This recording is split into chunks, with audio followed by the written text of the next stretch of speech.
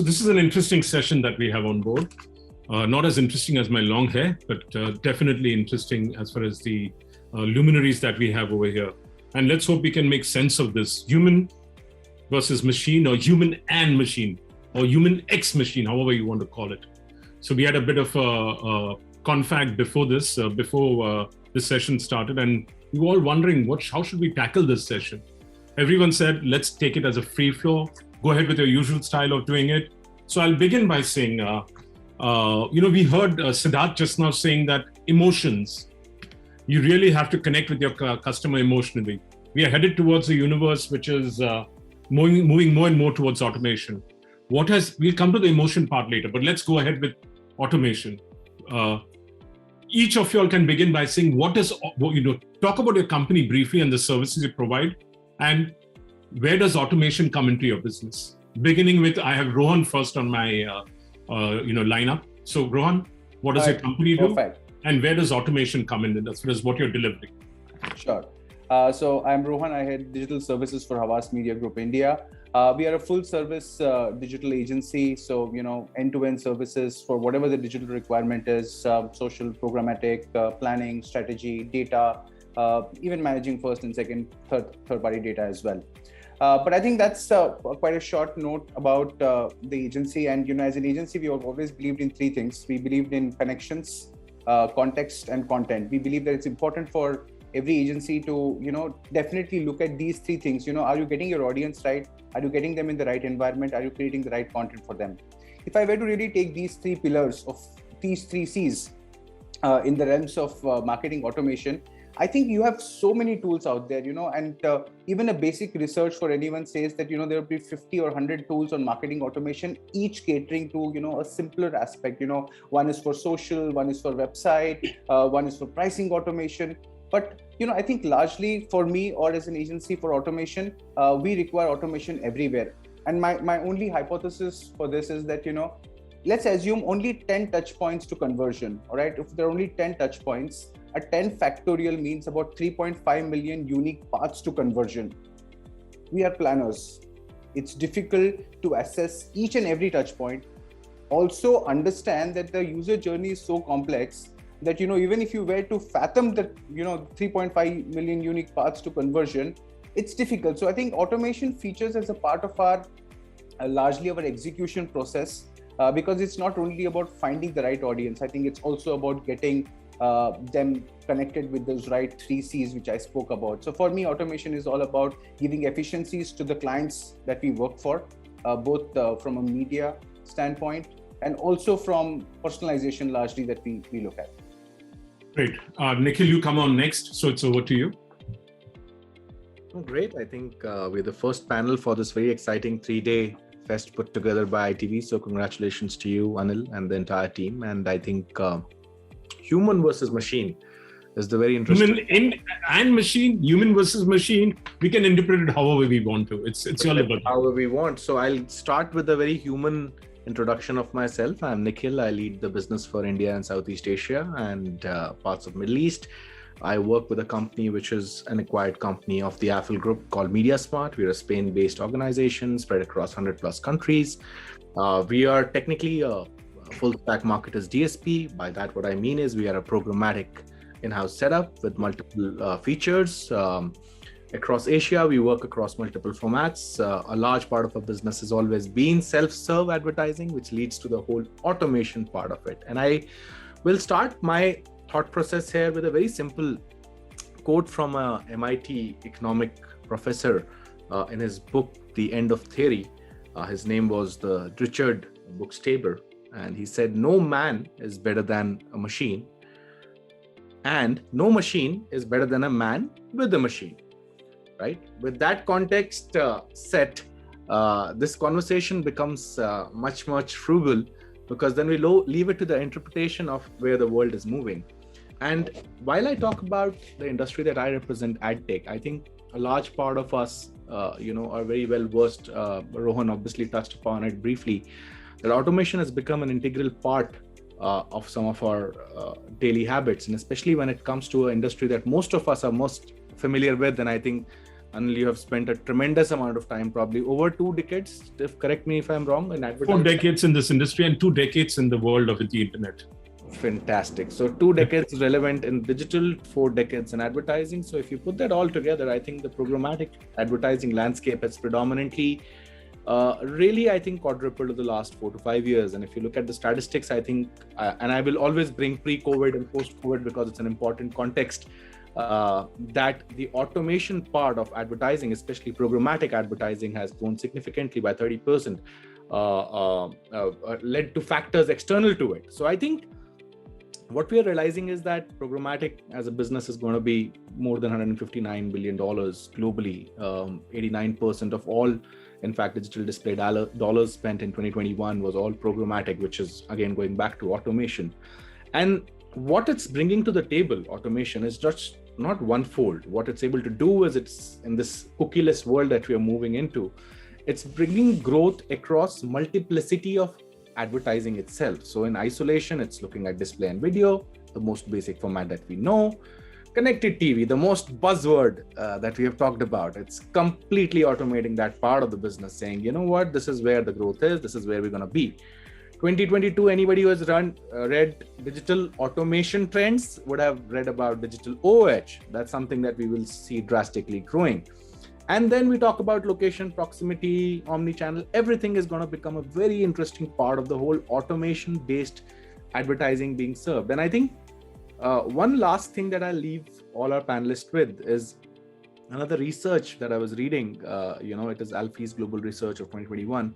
What they saw as the 3 most important benefits of why programmatic advertising, while 67% of the respondents said sophisticated targeting, 72% said real-time measurement, 94% said we want to move there, citing automation. And that's an exciting point that left me with this, making a note of this, is that this is where the world is moving at. And I think if we don't catch up to the trend, we either flow with the river or we get left behind or sidelined. So those are my thoughts on it. Anil, back to you. Fantastic. Thanks. Mehul, how are you flowing with the river? I am just drowning right now, but I'll go ahead. Thanks. That was a lot of data and a lot of thoughts put out there, right? We are a data company, thankfully, so I can process it, and I'll continue to process that as we speak. But thanks, Rohan and Nikhil, for setting the context. And just a quick introduction about myself. I am Mehul Desai, Country Head and VP of Engineering and Operations for Integral Ad Science. Integral Ad Science, for those who don't know, is a global leader in digital media quality. At IS, we make every impression count, ensuring that ads are viewable with real people in safe and suitable environments. And we have contextual targeting, supply path optimization as part of our endeavor to ensure optimum media quality. I was quietly listening and trying to, like I said, drowning in the information my fellow panelists shared. And I just want to start this conversation with saying, what is automation? In layman terms, automation is just mimicking human behavior through a computer or through a machine, right? And why do we want to do that? We want to do that to optimize, make ourselves more efficient and improve our efficacies in general. Now, the funny thing is, I'm going back to Bill Gates's old quote where he said, automation has a pro and a con, right? It will kind of exemplify both. It will either show you how good you are if it's an efficient system, or it will actually exaggerate how bad you are if it's a poorly operated system, because automation is going to catch something that a human will often overlook, right? And that's where the irony of how much do we invest in automation versus a human world, operated world is going to be like. Nikhil just shared some interesting facts about programmatic space, and while the whole concept of ad tech and ad networks and ad agencies and brokering has just multiplied, so has the complexity. Right? What was a direct a B2B or a C2C, kind of a point-to-point communication has now become, point to point to point to point, or it's kind of a hash, right, and a mesh. And it's such a funny thing because the endeavor was to simplify and make it more efficient, but we've actually ended up creating this whole plethora of networks which now require us some degree of automation A great example being automation of programmatic buying, which is enabling today the world to connect to each other wherever they are, however they are, right? And I think that's a very important trait for automation. The second important point that comes in a way, and I was talking about data and getting drowned in data, is no single human mind is going to be able to process the amount of data that we process in today's digital age, right? For database systems and data-backed systems, you really need a strong automated means of actually, processing, digesting, and refabricating that data. And the best way to look at that is the tons of inventory that flows and the tons of data protection we talk about. We talked about the earlier session where he showed about brand awareness and brand safety. One of the things we do in IS is in that space. Like we talk about brand safety and suitability, and we process tons and tons of data, billions of lookups in a single day, which allows us to actually ensure what we do is really optimum. And to do that effect, we couldn't have achieved that using human means, right? I would have had to hire a workforce, the single biggest workforce in the world to just do that. Instead, I'm using systems, automated, engines, which actually process that data and ensure what we do is right and efficient. So, just closing this initial kickoff, automated systems, in my opinion, is where data needs to be processed in heaps and bounds, and we actually look at improving efficiencies and efficacies using that. At the same time, no data is perfect. Data needs interpretation. That's when a human comes in, a human processor. I like to call it as a human processor comes in and actually digests and ingests that data and decides what to do with it. So it's a happy ecosystem. It's a very we live and feed on each other, humans and machines, and I think that's the future as well. Back to you, Anil. Salil, over to you. I'm not going to waste my time talking. You all heard him. And finally, Bharat can step in when Salil finishes. Yeah, thanks, Nikhil. I mean, it's a great story what you narrated specific to data and how automation actually works to create an integrated solution on both AdTech as well as MarTech solution for our advertisers, which is like the key thing. But yeah, hi everyone, I'm Salil. Just small introduction. I lead Amnet, which is the programmatic desk for Dentsu. We are the programmatic experts of a global digital performance group, and which is, like I mentioned, Dentsu, and we believe to deliver value for our clients through use of technology, insight, and creative thinking. So that's where we actually believe automation fits in all three layers, which is like technology, how to create better insights and provide a dynamic solution, creative solution our set of clients through all data set points. Yes, most of the things Nikhil has already covered, but I would love to touch upon a small thing on automation, which how it can be how it is actually helping in our digital ecosystem. So because it's an indispensable platform which helps you to restructure the overall digital marketing activities, which helps you to further nurture sales lead, business communication, message, and all through having personalized content.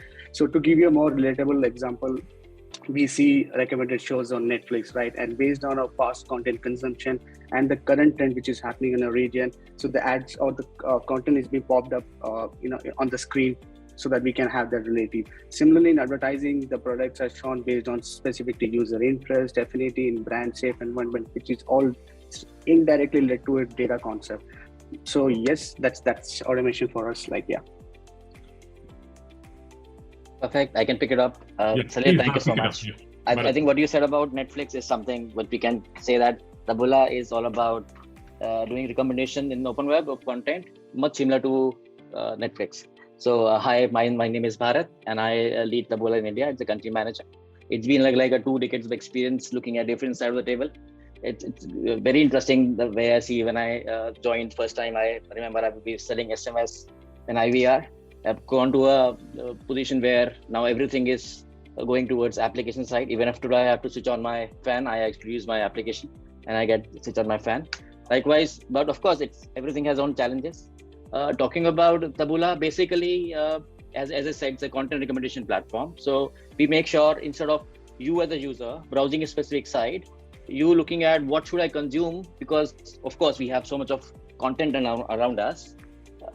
Basis who you are, what time of the day, what mood you are in, we exactly know, and we give you the right content at right place. So that means in terms of content recommendation, Taboola is trying to marry you in terms of, for example, you as Salil would love to of course, I know about you. You love to read sports.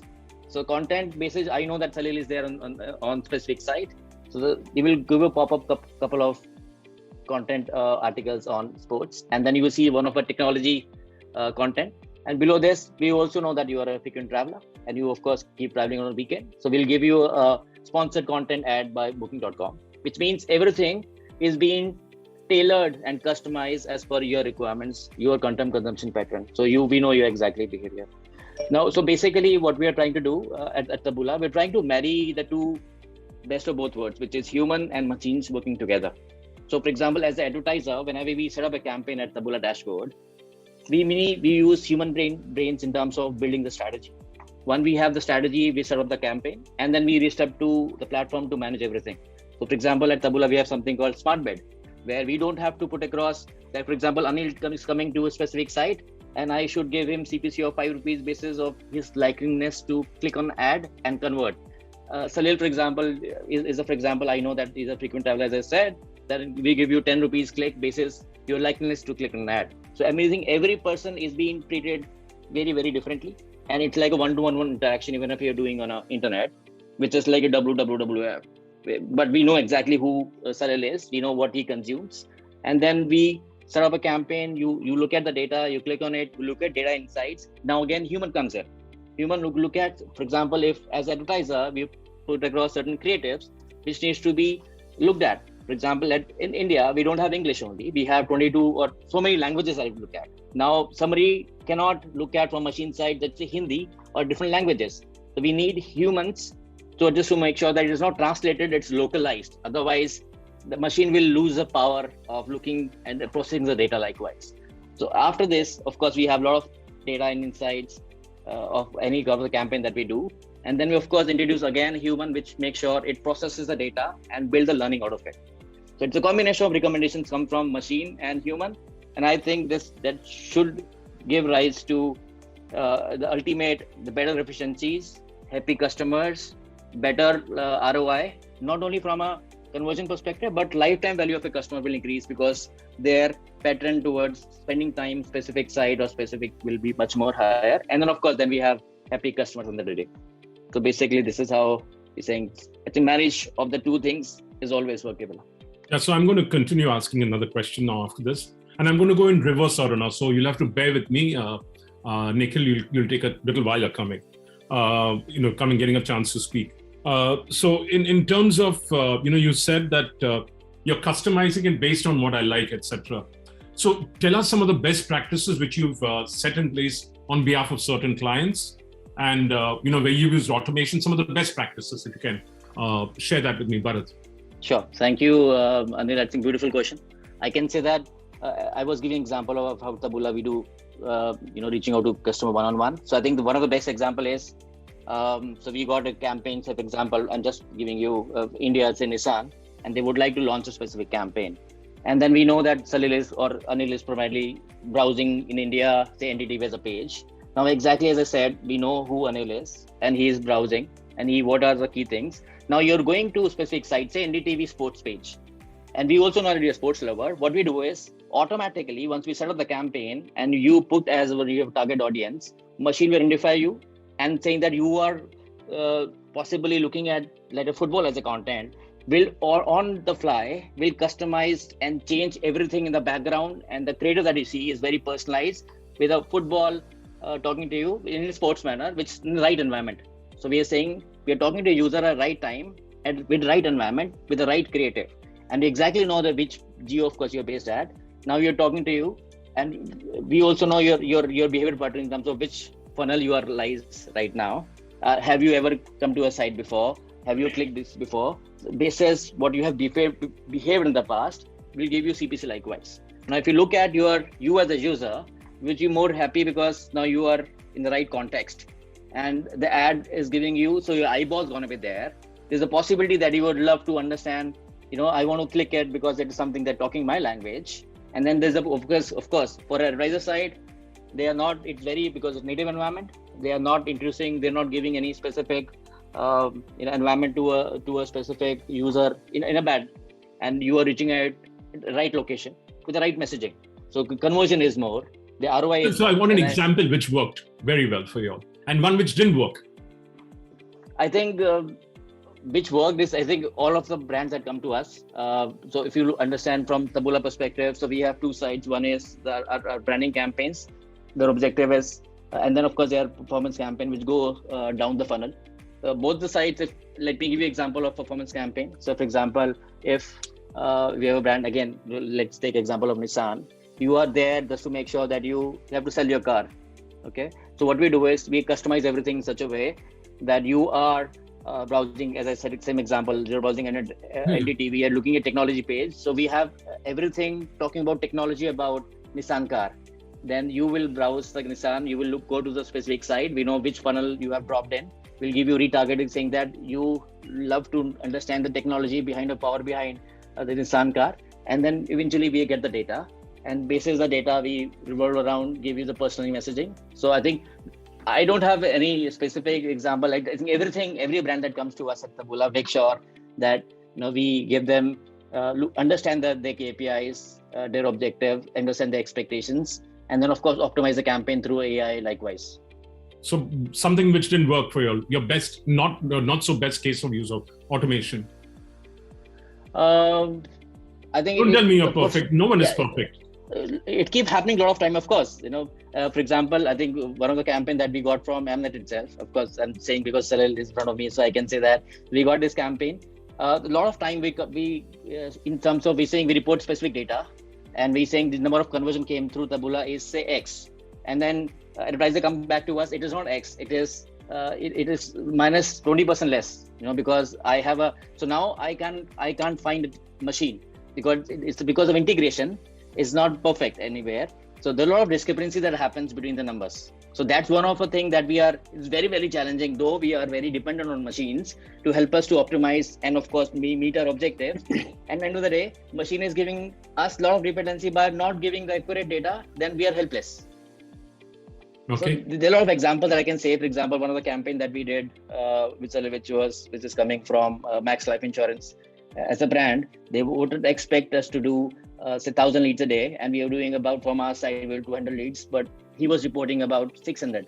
So there's a discrepancy that happened between various two data, and we said, this is something we can't figure it out. And then of course, people like Mehul come in the picture, and then we have a lot of technology platforms. We will make sure that we do a lot of researches, but this is one of the things that we are helpless. So this great.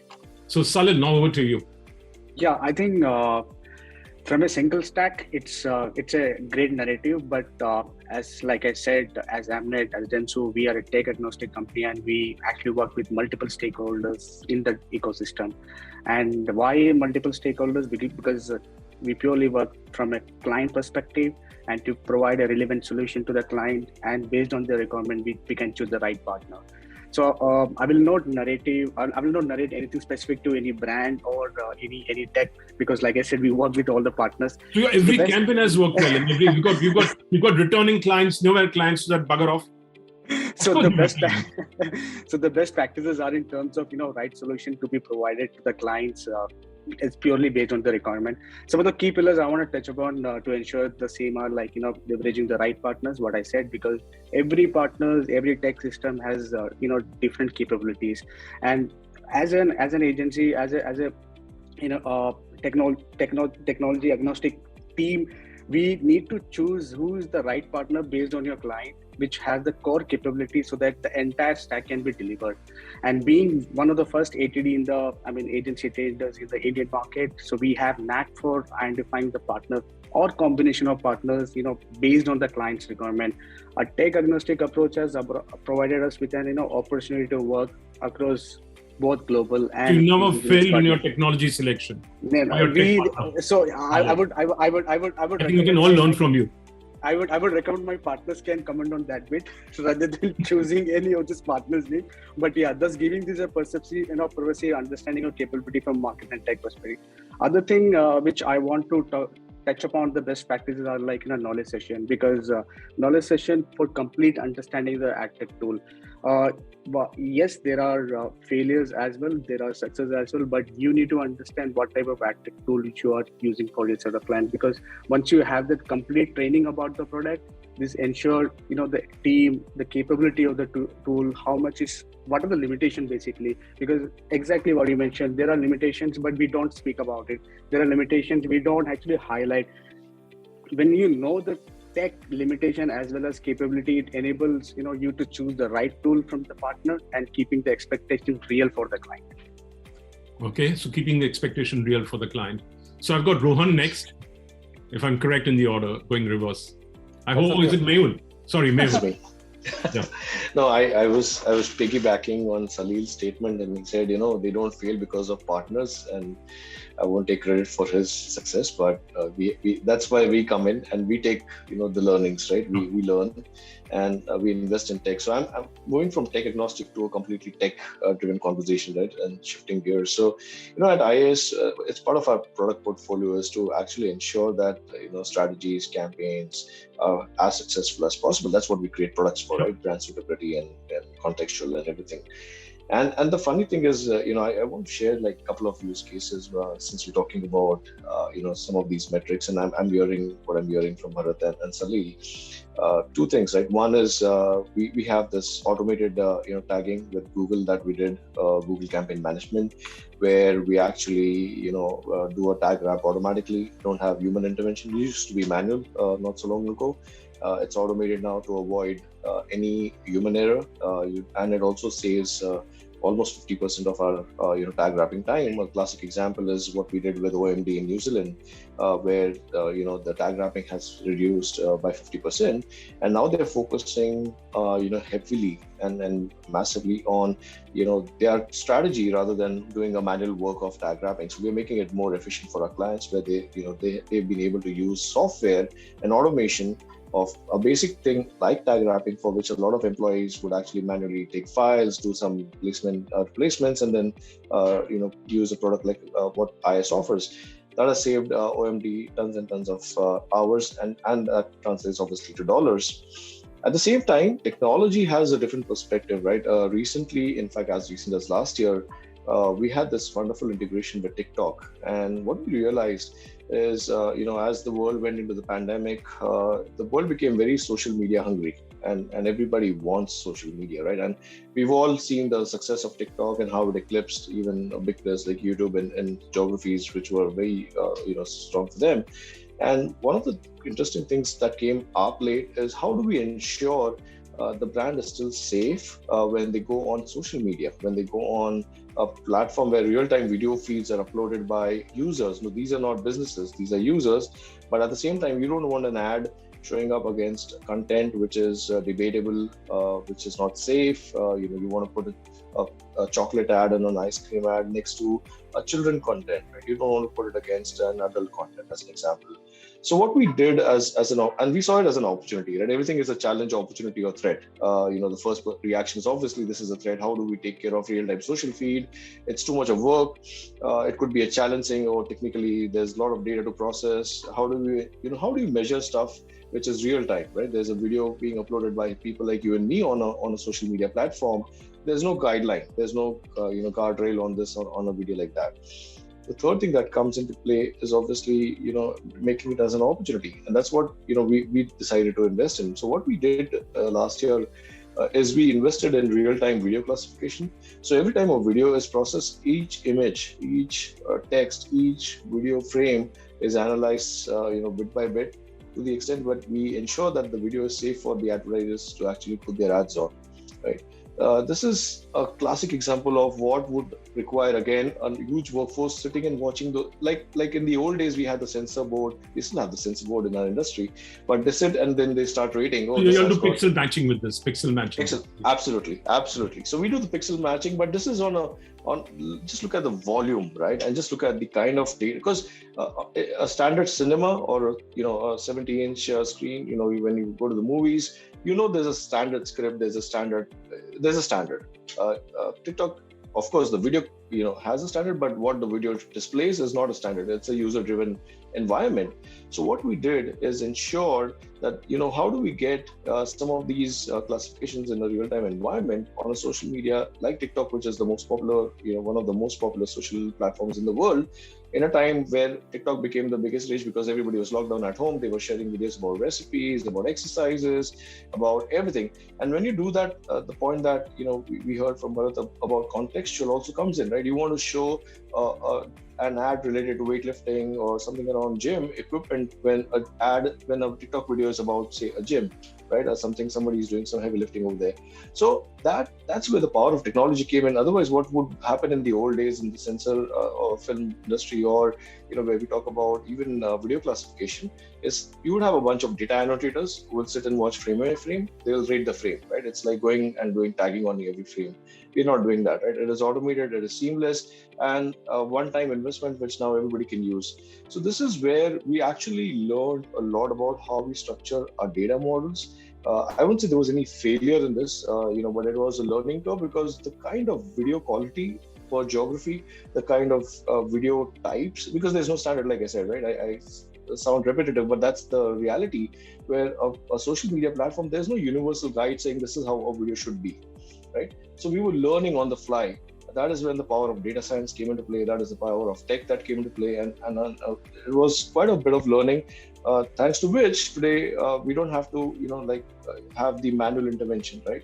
And that's where a lot of this has actually been an opportunity of automating something as simple as data annotation on live feeds, and ensuring that this is a scalable model going in the future. And also keeping safety in mind. Great. I'm sure there are engines coming up which will also recognize audio while they're recognizing video as well, not just video, not just pixels. But let's move on to Nikhil now. Yeah, let's move on to Nikhil now. It's his turn to give us some best case use studies and some of the worst case use studies. Yeah, I thought you'll forget the latter part of the question, especially this is the part where Anil props up a question which was not a part of the syllabus. But interesting nonetheless. I think credit to Bharat for handling it really well. But I think the best case use scenario for me would be, please log on to my platform and check it yourself. We are a programmatic setup, and I think we talk about intuitive UI, we talk about high-tech reports, audience insights, just the sheer convenience of running your campaigns with the least amount of human dependency is where we come in.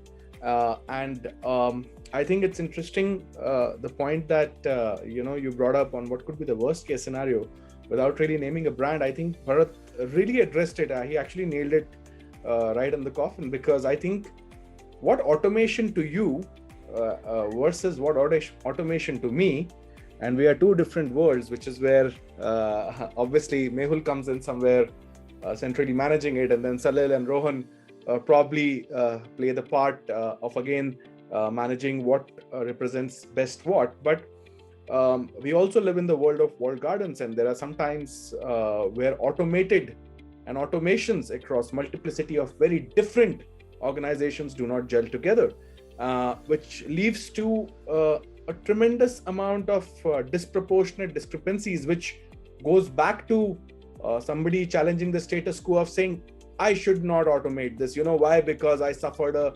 ridiculous loss of X percentage on my media dollars, because this percentage in a post-mortem, by the way, not probably in real time, probably in a post-mortem resulted in an X percentage of loss.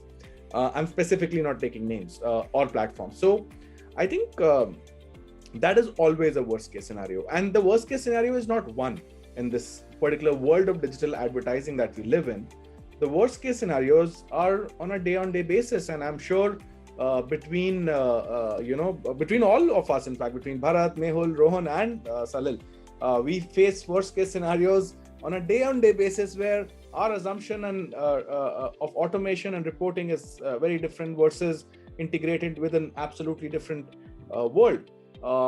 But the best case scenarios, I think we have discussed a lot, that I think the best case scenarios are putting your dependence on automation, and I think relying the importance of approaching advertising, especially digital, by least amount of human intervention, which basically means that the human interface of decision making gets substituted by the artificial intelligence and machine learning capabilities of the platforms which exist to deliver better ROAS for the agency and the client in play. And which is where I think the world will move at. like I'm repeating, I think a human cannot beat a machine, but a human with a machine cannot be beaten either. So I think I'm going to reiterate the statement that I started this meeting with, and I think with great power comes great responsibility, and I think the world will move towards automation. The earlier we grasp that and get hold of the train, the better we are placed to be getting a better seat. Else, it's going to be a catch-up. Absolutely, yeah. So thanks for that, Rohan.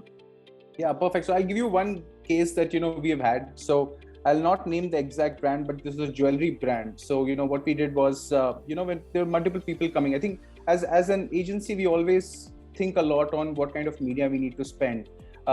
It's not always that we think about what happens once the user comes to your page, and that is the stickiness. We never really focus a lot on stickiness. So my example is more around that line that, let's assume that, if an anonymous user is coming to your site for more than 2 times, is there any digital intervention possible? Like, you can put up a pop-up box which says, do you want to subscribe? If he's coming through AdWords, he's clicked on an offer, and, are you showing him something relevant to the offer? Or are you giving him something very generic? When is the right time to ask a question? If he puts up search, then do you want to say a pop-up box which says book an appointment? I think digital has largely been all about multiple data pointers that our assets are able to capture. So having a single lens on a consumer is critical. Having a 360-degree view of a consumer is critical. We must have created at least 25 such use cases, which literally brings me back to the point that yes, marketing automation helps, and it only helps when humans come in between and define that exact model. They define that exact use case, because yes, we are an agency, but when I think as a consumer, I really like it when I put a product on a cart and 3 days later they send me an email saying there seems to be something in your cart. I might not respond. Here is a 10% off. I think these are interventions that if you like as a consumer, you don't find them to be too intrusive, play a larger role. So for me, this jewelry brand experience was really not again about what the industry says, sales aaye ki nahi, sales bade ki nahi, but it was more about, did I improve stickiness for whatever I have spent? People have come to my page. Did I improve stickiness there? And I think it's sometimes more about, looking at digital brand health. If more and more people start searching about your brand, organically visiting your page and staying there, is also a metric that we tend to miss. So that's my example. And what didn't work? Well, I think my examples are always around social. Whenever you try and automate responses on social media, the algorithm, because one is automation, second is AI. There's so many use cases that each one of us has seen. He's saying, I have had so-and-so experience, and the response of that brand is that, glad to hear this. And, so I think, when you start generalizing responses, I think humans are best at that. So, always have a standard response is still better. We will get back to you. Please feel to contact. But then you start saying something else, and, that loses its tone. So I have had those shares of experiences as well, but that was a learning, and that's why I can't mention the brand. But yeah, so I think these are two ends of spectrum where I say it's eventually about human plus machine. Maybe you can do a human square plus machine and give more weightage to humans. Machines will keep doing their job, but we have to put the brain to use. Fantastic. So now I'm going on towards, we are living in the world of Web 2.0. We are moving towards Web 3.0. The metaverse is coming up, and so many other opportunities are coming up in the metaverse. We've got Adidas, which is producing digital shoes. We've got Reebok, we've got Nike. We've got many other brands getting into the ecosystem. So again, gaming is going to get integrated in a big way over there too. So where do you see the world that you're living in advertising delivery, in marketing delivery, solutions delivery? Where do you see automation coming into your business in the Web 3.0 world? Over to you all. Whoever wants to start now. Now it's a free for all. Put your hand up and speak. I can go. Yeah, go ahead. The biggest thing about metaverse, and everyone's talking about it, people are buying spaces on virtual world. There are so many metaverses available. Sure. Like, for example, Havas globally has launched the 69th Havas village in the sandbox environment. Now, everyone is doing that because it's available. But the biggest challenge currently that we'll face in India is that whenever you have to access or get into any of these, you'd perhaps need a crypto wallet to enter these worlds. Yes, there are platforms like Uberverse where you'd perhaps enter them without a crypto wallet. But I think the medium or the platforms will change. The media will eventually come as a part of it. But at least in India, I mean, if you want to really talk about true metaverse, it is only in gaming. Everything else is getting into a metaverse model. I'm not even talking about VR or non-VR experiences. I think both are equally good. But I think there will be so many. I mean, today you would want to really go to a sandbox and look at, there is a spawning pace that you will have whenever a person lands or picks up a spot. It can be advertised. And, I think advertising opportunities will open up. We will get there very fast is my 2 cents on this. So your planning world is going to get more complex. You're going to go crazy, and your buying world is going to get complex. More media, more touch points, more need of automation. Absolutely. So now who else wants to pop up here? I quite agree. I think quickly jumping in here and just adding a +1 to Rohan, that I think the more media, the more places, the more automation, right? At the end of the day, when you have a much larger universe which needs to be tracked or placed with a footprint globally, when we move into a cookie-less world, the amount of automation required to store that kind of data, to target that kind of user, to find that kind of user, to give him the relevant contextual ad that needs to be served to him, to give him the right ad format for which he likes to consume. It could be audio, video, and I can go on.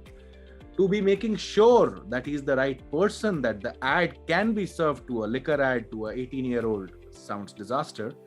And furthermore, tracking it back with a very secure level of report that can be shared with the advertiser, where the advertiser wants to know everything, to be keeping a check on that and being able to do that will all require a massive amount of automation and multiple automation engines to come together. Otherwise, it is always going to be that question that you asked us, which is, what was the worst case scenario? And I'll say, yeah, this one, which is about to come in the future. Yeah, but I think it's going to be a new beast which is going to emerge, which is going to serve that market as well. Where there is opportunity, yeah, there's a business to be created, like Mehul said. There is always, if you look at 5 years back, how many install ad fraud companies did you know of? Yeah. How many do you know now? That's the size of the growth in performance marketing spends, and that's the size of growth in the guys who call performance marketing frauds. Where there's an opportunity, there is a threat and an opportunity to create a larger business. So automation is the way forward. Yeah. Yeah. Who else? Absolutely. I think one thing I'm worried about as a user for this technology is about data and privacy. We are sitting on, there's too much of data, not about behavioral, your email IDs, your mobile numbers. We talk about known PII. If you introduce this technology, I think there's something which is unmatchable. We have to design different security measurements, tools and technology just to make sure we overcome this. I think this is one of the key things which I am very worried about this. And the other thing is, if talking about, for example, Rohan is spoke about gaming, metaverse in their gaming. I think if you have seen certain examples, it is also giving a lot of addiction and mental and health issues that has created because of this. Because now your identity is something else, and we have seen a lot of use cases where people are getting depressed and they have a lot of anxiety issues because of not handling it properly. I think responsible gaming towards this technology is something which is, I think, second thing which I will vouch upon. It's very, very important. Yeah. Mehul, you want to step in or you have nothing? Yeah, no. It will be a shame if a techie like me doesn't talk about technology, right? So yeah. And also opportunities in ad tech and in martech coming in that space, because you may not be selling the same physical product. You might be selling a digital NFT which he has to pick up, or it could be an ad tech which he has to pick up in the metaverse. Exactly, and like it or not, metaverse is here to stay. It's an opportunity for all speaking here, right? It's I don't want to even quote the billions of dollars that has been shared on the table, saying that's the market we're looking at, and just the fact that the 2 years of pandemic has accelerated its growth exponentially. It is exponential growth in that environment. A great example beyond the usual work of gaming is the real estate industry in our own region, where Magic Bricks or a Prop Tiger would not actually show you a flat on a metaverse. Now you can even see apartments and housing projects. Since you were in the lockdown, the only way you could see opportunities of buying real estate was in a metaverse environment. It gave us an opportunity to have, obviously ad placements in a metaverse environment and do ad safety and brand safety as well in that environment, which is something that obviously everybody looks at, right? It is a technology-driven world today, whether we like it or not. Technology is going to supersede and exponentially grow at every given opportunity. So pandemic was an opportunity for technology to accelerate, right? The whole CTV space, the whole digital media consumption. The stats are here to tell us that the future, like you call it, Web 3.0. I like the word web because it's a web where you come in and you can't come out. It's like Hotel California kind of thing, right? You check in anytime and you can't check out. And that's what Rohan was indicating as well, right? It's kind of an unforeseen addiction, but it's also an opportunity for all of us here to appreciate the power of, where nobody thought about metaverse a few years back. You didn't even know what that word was. The companies have renamed themselves to that name right now, right? On Facebook become a meta, just to align to that whole space. Just the whole concept of face has become meta, right? And I think it's an opportunity for us to be cognizant of the fact that it is another. No, are your companies working in that direction? Are your companies each working? So it's early stages here. It's early stages here. And the early bird catches the worm. Yeah. So I don't want to, talk about the worms we have in our net yet, but we want to talk about, it is obviously an opportunity for companies like ours and everyone, right? And I think that's something that we'll, obviously keep ourselves. We are a tech-driven company. We are a tech-driven space, all of us here in a digital world. If we don't keep pace with it, we'll stay behind, right? And I think that's something that we will obviously be agnostic of. So we'll obviously want to be mindful of the fact that this is an opportunity, whether you call it Web 3.0, digital next, metaverse, whatever you want to call it. For all there will be something else that pops up before even you and I can think about metaverse, right? And I think that's an opportunity each time. Yeah. So Rohan hasn't spoken, right? Or you spoken? I'm done with my metaverse. Yeah. Then has Salil not spoken? Yeah, I have 2 cents because majority of the people have already covered the sensational point. But yeah, so I think we are excited to see how this change in ecosystem can bring incremental benefit. When I say incremental benefit for advertisers, platform, and anything which is just to the entire digital ecosystem, and more importantly, benefits in terms of both effectiveness, which is like how are we using this platform technology to do the right things, which is like cater to a need of the advertiser, and bringing more efficiency, which is like doing it in the right way. So we'll see how it's going to change and give us a kick in terms of creating a new ecosystem, which is like adapting to the new changes course. Okay, mine was an extreme, the metaverse. I think there's some runway for that. Still a lot of runway. Where do you see automation going in the future? Do you see it? I know all of you have said it's going to get more and more automated. You need more automated. But some of you have said we need human intervention plus automation, which I think is fair. So where do you see automation versus the human going? More automation, less human? Or is it a balance of both? I think it's going to be a continuous balance of both, obviously, but yeah, the power of tech is where the automation comes in. The way I see it going is moving away from, black boxes to solutions. So today automation, like, Nikhil was giving an example of disparity in automation. And that's because everybody's doing silo-based automation in their own individual space. I think it's an opportunity for looking at the whole holistic picture and automating the solution, right? The end-to-end. A client doesn't care whether it's at the server end, it's at the client end, it's on a browser. For him, it is an end-to-end experience. And I think that is where the example about chatbots and having lame responses come in, is an experience in the end, right? So for a customer, and automation adds value when it is enriching the experience, obviously making it efficient. That is a given. Automation, the biggest sell is, or the given tell is, it is going to be efficient, making your systems more efficient. But in the end, it also needs to improve the experience. And a customer experience with automation needs to be better than just a human interaction, or at least at par. And I think that's going to be the challenge as well, but also an opportunity. And I think that's where we should look at, how we look solution level automation, not just product level automation or box level automations. Yeah. So if anyone wants to step in, because when I go to, let's say, a bank website, I get this bot coming and asking me, how can I help you? I put in a list of questions. I need this help. It gives me standard answers, but I've tried all those steps and I'm stuck. No, I think I'm going to repeat this, and I think this really sums up your question as well. No machine is better than a man with a machine. So unless you put a idiot box and it's not really doing the job, and I think somebody just mentioned that Rohan, in fact, was mentioning on social media, it happens quite a lot. The person is suffering and it says, great to have you with us.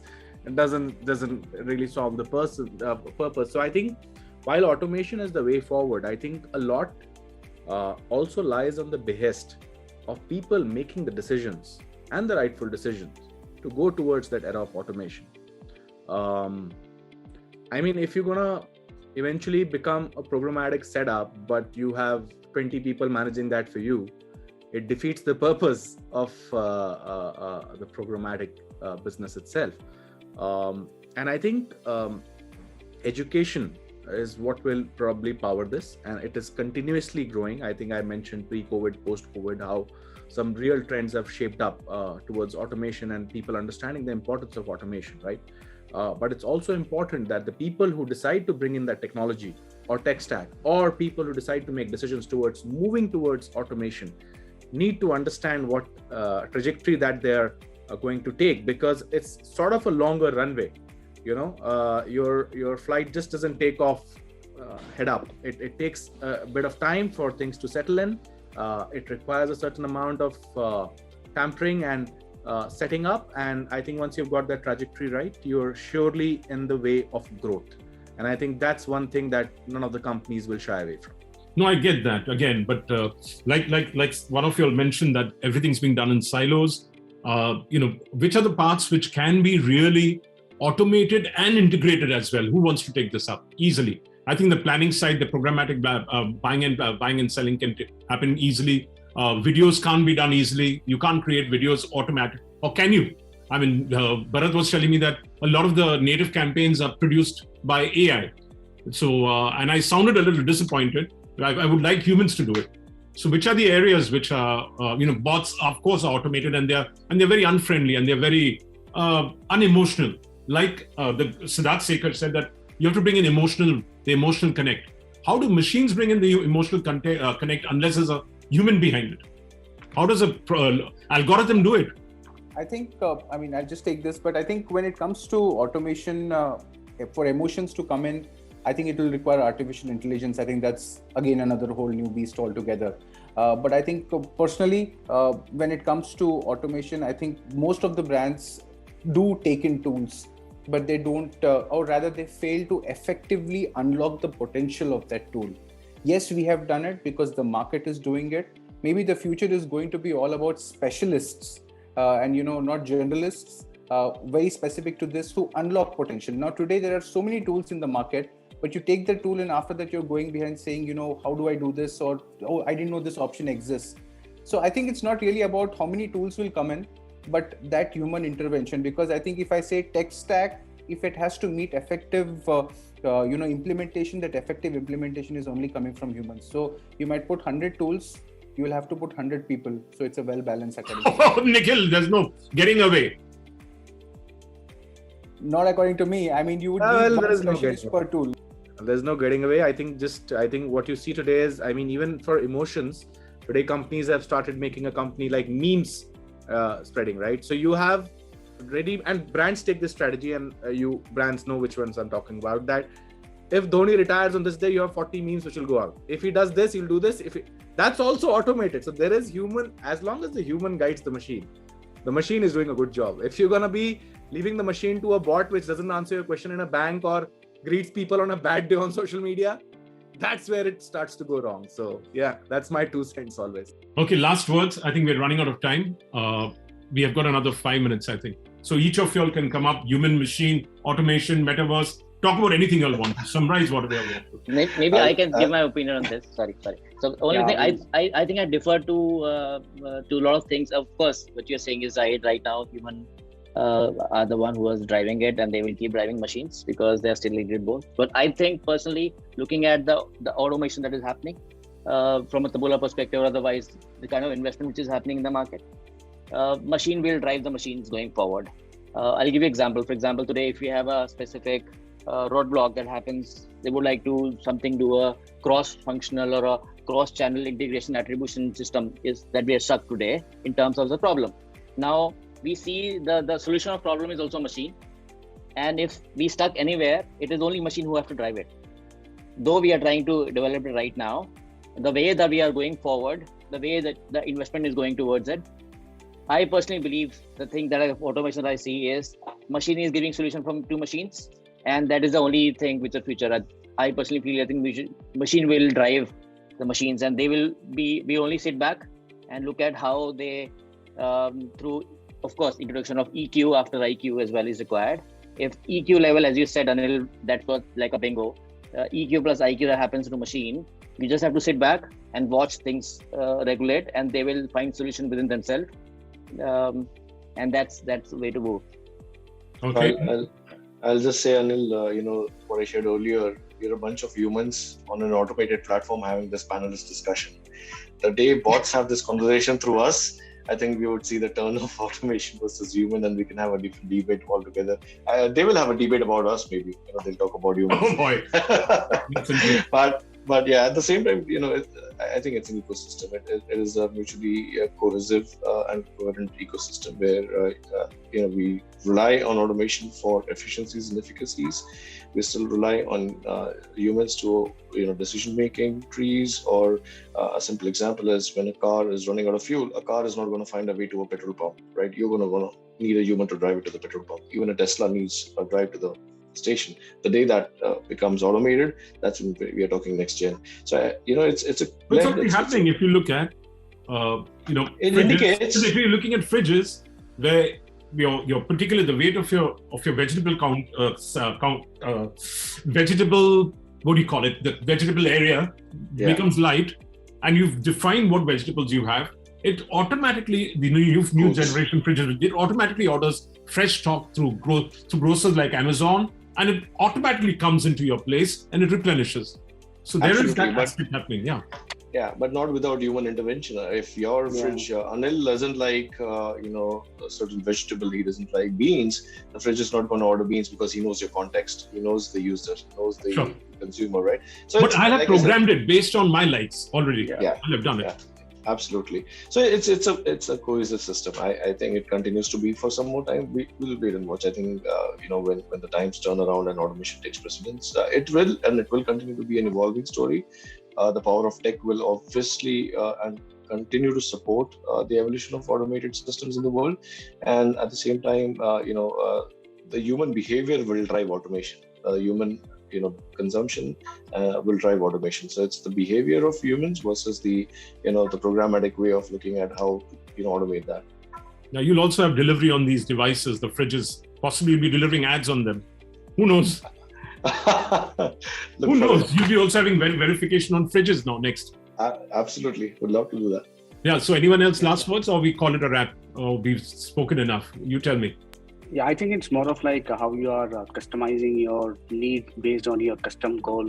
So how this automation can fit in based on your overall ecosystem, like to connect. So likewise, what you said as an example of real fridge, it's like you are differentiating the dabbas into different aspects, which is like a fresh and connecting into a different sources. It's all about connect, like how, and from a marketing perspective, yes.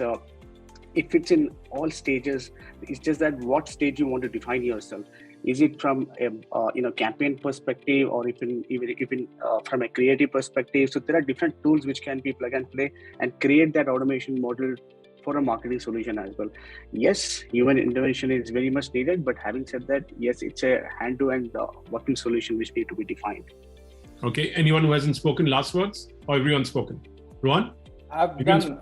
You're done. I think yes. Sorry if I bored you all a lot, but I thought it was interesting, and we went wild and we went free in our thinking. Thank you very much, all of y'all. I found it interesting. I hope you all did too. A freewheeling discussion. It's been a pleasure, and A good evening to all of you all, and good evening to all the viewers. I believe thousands are watching this. Thank you for being a part of this session. Have a great evening. Thank you. Thank you.